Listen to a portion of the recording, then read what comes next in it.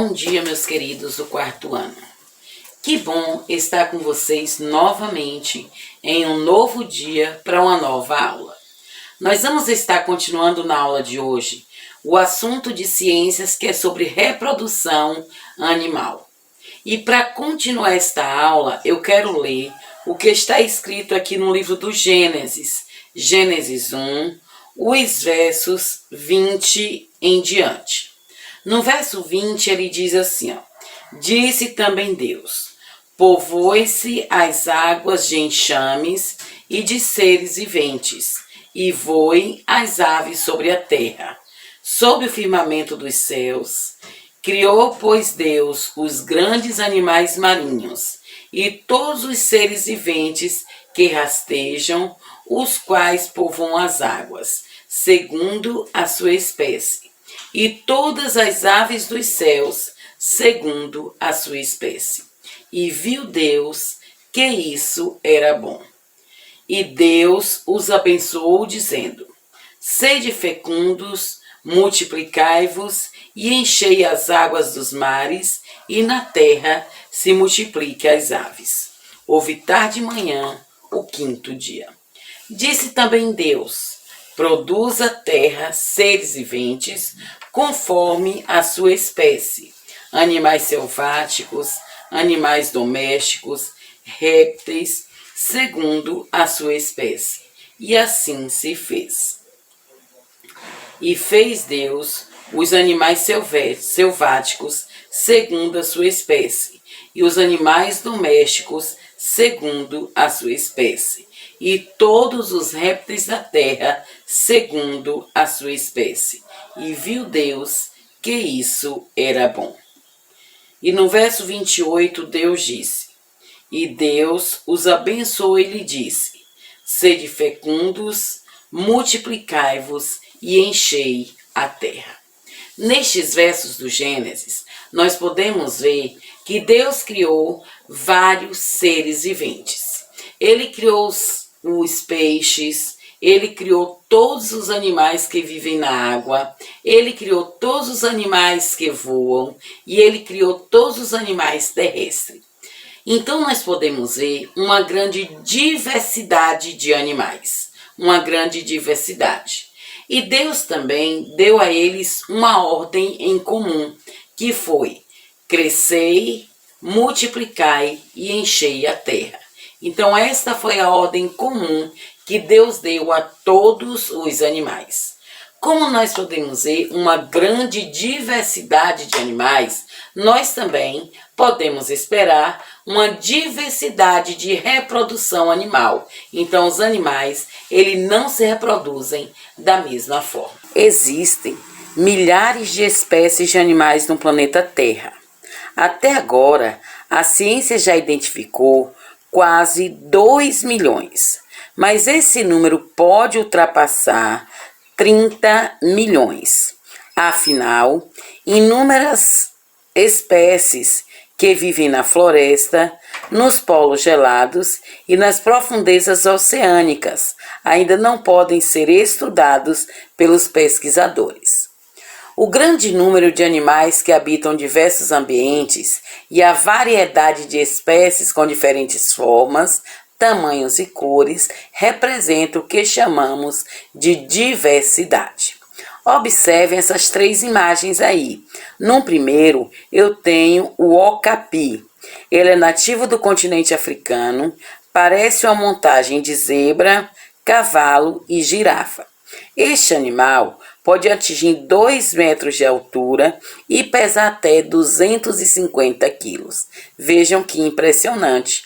Depois, nós temos o kiwi. O kiwi, ele é originário da Nova Zelândia. Ele tem uma plumagem semelhante a pelos.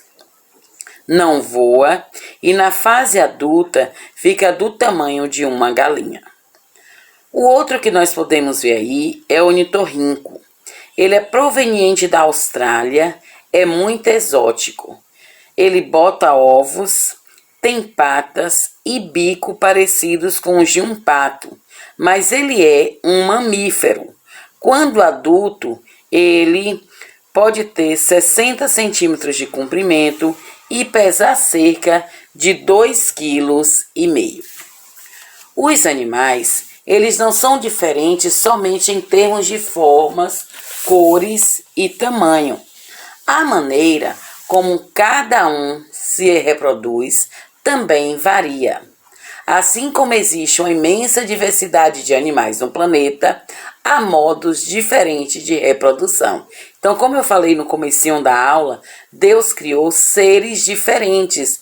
Deus criou animais marinhos, animais que voam, animais que rastejam, animais selváticos, animais domésticos. Então, como tem tantos animais, também há modos diferentes de reprodução. Um modo de reprodução é chamado de reprodução bissexuada. Veja só, a palavra bi já vem falando, significa dois. Então, a maioria dos animais que conhecemos, eles se reproduzem de modo bissexuado, ou seja, dois seres. Esse é o tipo de reprodução mais comum e envolve dois indivíduos de sexos diferentes, um macho e uma fêmea, e ambos são reprodutores diferentes. Macho e fêmea, ele tem os órgãos reprodutores diferentes. No macho, ocorre a produção de células reprodutoras chamadas de espermatozoides. Na fêmea, são produzidas óvulos. E essas células sexuais, elas devem se encontrar para gerar um ou mais filhotes desiguais entre si. Então, eles não são totalmente iguais, eles são desiguais entre si, pois resultam da combinação de características dos pais, do pai e da mãe. Então, algum pode ser parecido com o pai, outro podem ser parecido com a mãe, outros podem ser parecidos com os dois. Então, isso aí depende da reprodução deles. Aí vem o que é fecundação, que eu falei lá. Fecundação é o encontro das células reprodutoras masculinas e femininas, o óvulo com o espermatozoide. Então, este encontro é chamado de fecundação. Quando esse fenômeno ocorre dentro do corpo da mãe, é chamado de fecundação interna. É o caso do cachorro, é o caso do gato. Então, é a fecundação interna, aquele que acontece dentro do corpo da mãe. E quando essa fecundação ocorre fora do corpo da fêmea, fora do corpo da mãe, recebe o nome de fecundação externa. Então, nós podemos ver esses animais que podem ter esse tipo de fecundação externa e interna. Dimorfismo sexual. Quando uma espécie animal é caracterizada por diferenças físicas marcantes entre macho e fêmeas, dizemos que ela apresenta dimorfismo sexual.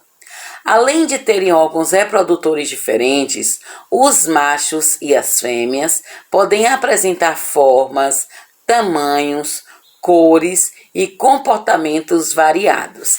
Então, veja só, o dimorfismo sexual são aquelas características que a gente vê no modo dela se representar, nas formas, no tamanho e nas cores, e também em comportamentos variados. Vejamos, por exemplo, aí essas duas imagens. Eu coloquei a imagem do pavão e da pavoa e coloquei a imagem do leão macho e da leoa. Veja só a diferença do pavão para a pavoa. Enquanto um é todo bonito, cheio de cores, veja só, a cauda bem atrativa é o caso do macho. A fêmea não. A fêmea não apresenta as mesmas características do macho. Então, nós tivemos o pavão, que é esse bem bonito, e a fêmea, que é essa, a pavoa, que ela não tem tanta sofisticação e boniteza como o pavão. No leão, nós também podemos ver a diferença. O leão aí, ele tem uma juba, o rosto dele é assim mais acentuado, ele é mais forte, enquanto a fêmea, ela não tem juba. Veja que ela é completamente diferente do leão. Então, nessas duas imagens, nós podemos ver o dimorfismo sexual. Temos também o fazão, o fazão e a fazã. Temos o galo e a galinha, o veado e a corça e outros animais. Nós também temos a reprodução por partenogênese. A reprodução por partenogênese é aquela reprodução em que não há fecundação, ou seja, não precisou do óvulo da mãe e do espermatozoide do pai, do macho. Ainda assim, o óvulo sozinho se desenvolve e gera um filhote idêntico ao adulto que o originou. Então, ele é idêntico. E isso acontece com certas espécies de vermes, de insetos e de crustáceos. E aí nós vemos o exemplo da abelha, por exemplo, eles se reproduzem desta forma. Também os lagartos e esse outro tipo aí que é um crustáceo.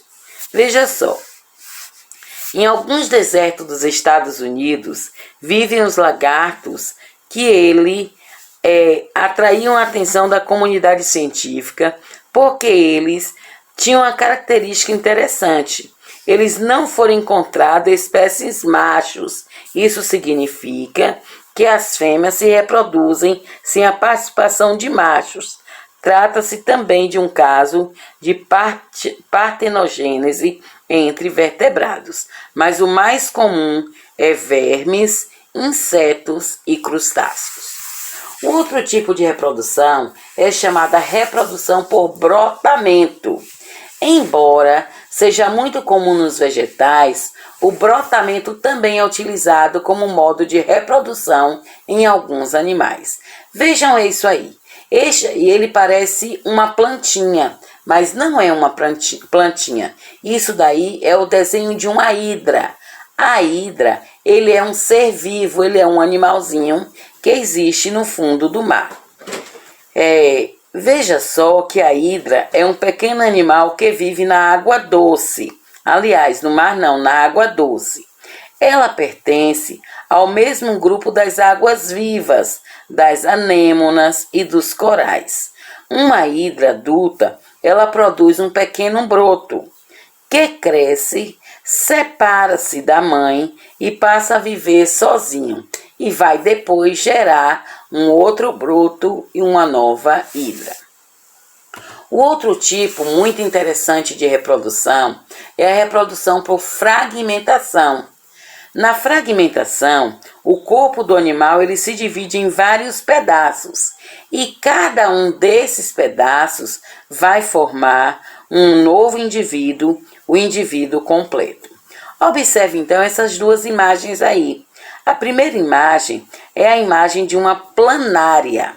Planária é um pequeno verme.